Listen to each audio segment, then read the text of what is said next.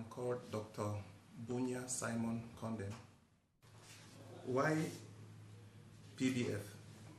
Well, I applied for the post of assistant manager.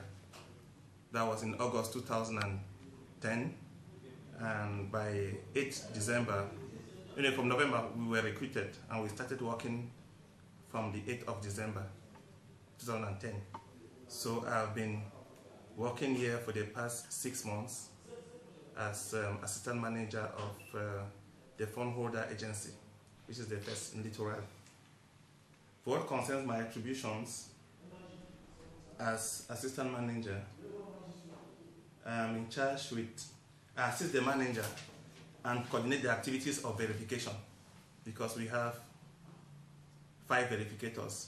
2 are community verificators and 3 are healthcare verificators. So on monthly basis, they go to all the health centers that have contract with us in Cité de Palmiers, District, Yabassi, Lum, and Edea. But what I should say is that up to now, it's just Cité de Palmiers that has been done. And all the statistics, or all the declarations that were made from these health centers have been verified. We still have problems verifying those in Lum, Yabassi, and Edea because of logistic difficulties. For these verificators to go to the field, I have to elaborate a weekly and monthly program of verifying activities. So a calendar of passage in the various health centers is established and in the different communities. At the end of the month, we collect and consolidate the verification reports. We consolidate the provisional list of materials needed for verificators. At times, I personally undertake verifications in some hospitals where there is doubt, but we have not yet started that because we don't yet have vehicles and still because of logistic difficulties. But what I do when the verificators come back from the field is that I came up with a mask in Excel from January to December, which will be modified gradually because of certain indicators that had to be harmonized from the national level and level of the bank.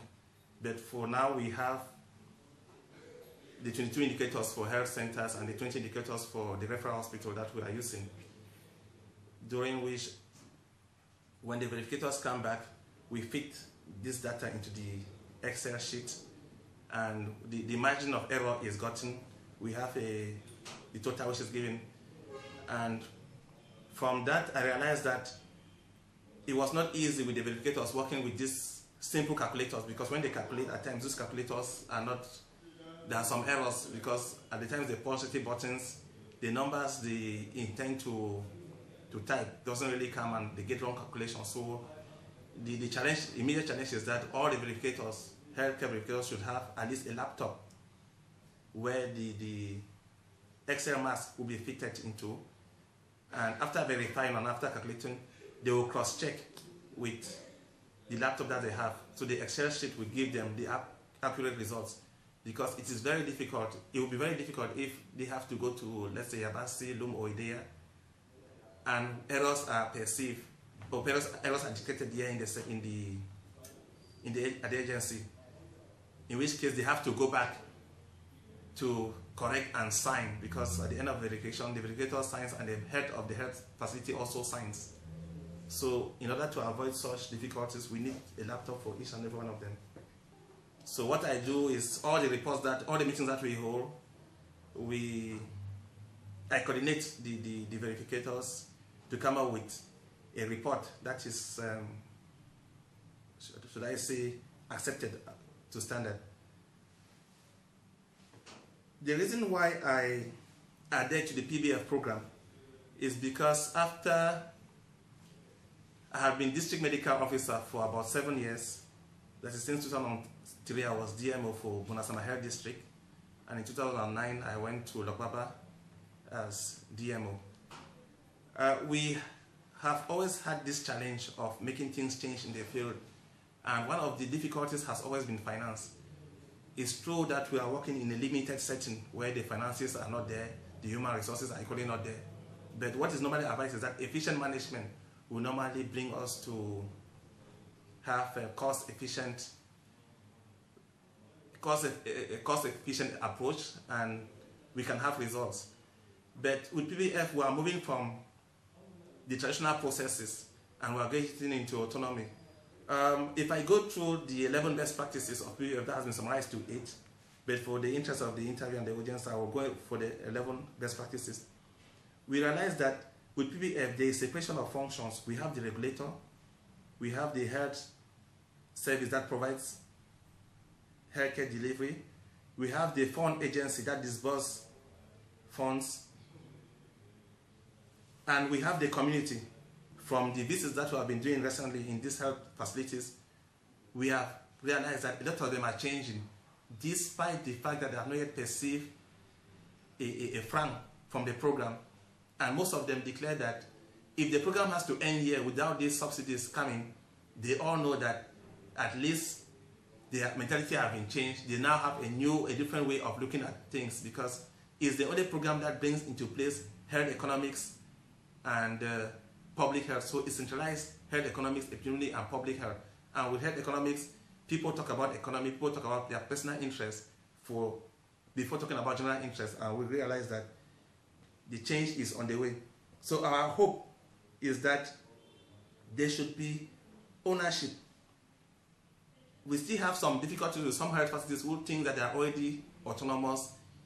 They have maybe other sponsors, and they are realizing a number of changes already without PBF.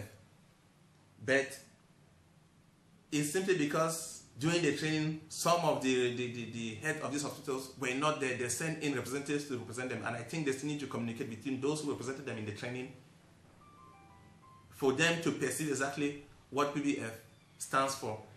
And for such structures, I think what I can suggest to the hierarchy, the stakeholders from Yaoundé, the World Bank, or from the coordinator from the PAIS project, is that they can equally visit these hospitals and explain to them and make sure that they get into the project.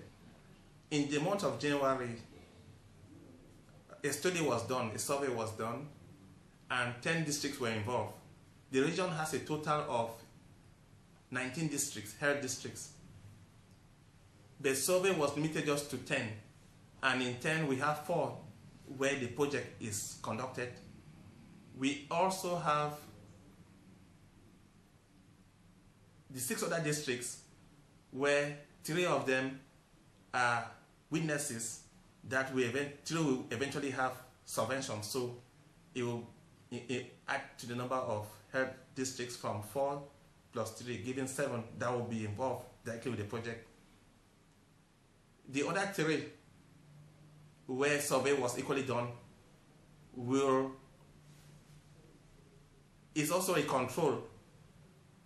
What I want to say about change is like what we saw in Lom between the district hospital and the PMI, because already the doctors in the PMI are already talking of losing some patients, and they had to step down their prices in order to contain the patients that they had. What we'll realize in Douala and in the region in the nearest future is that from the moment where these hospitals in the project starts respecting more hygienic conditions, respecting more their patients, recruiting more qualified staff, and offering efficient healthcare to the customers, the direct impact will be that there will be a drain of patients from the other hospitals into these hospitals. And that's what we're already seeing in Lom. We are seeing that in Sidi Parmi, because, and even in Aluchem, Bonamusade, because they have all said Sidi Parmi has moved from 1,500 patients that they consult a month to about 2,000. Aluchem has moved from 1,700 to around 2,500. This means that patients start going to where they are respected, to where they are sure of solving their problems. And this will make the other health facilities that are also legalized to change the way they manage their health facilities. they will start putting pressure, either that they want to join the project, but it will be difficult for them because they can only join the project after 3 years, because if they join the project, it will distort the second study that will be used to verify and see that there have been this change. So we will only assure them that at the end of 3 years, the negotiation is well done with the government. We can now scale it up to a level where every health facility, private, public, religious, without discrimination, will be involved, will be taken into the project. But for now, all they will do, as I know, is that they will not want to accept that patients move out of their hospitals. So they will also look for other strategies that will maintain or fidelize these patients into the hospital. So overall, we'll have general the general output or the general health service delivery will be better, and there will be general improvement of the health of the community. Also, the drug vendors who move, illegal drug vendors will gradually disappear, because even hospitals who are legalized and are incapable of recruiting the qualified staff or changing their strategies will also disappear from the field, because they will no longer be solicited by patients, and that will be a new approach that will restructure the health system in Cameroon from the basic health facility to the referral level. Comment ça s'est passé? Je ne sais pas pourquoi j'ai peur d'aimer. Elle dit j'imagine des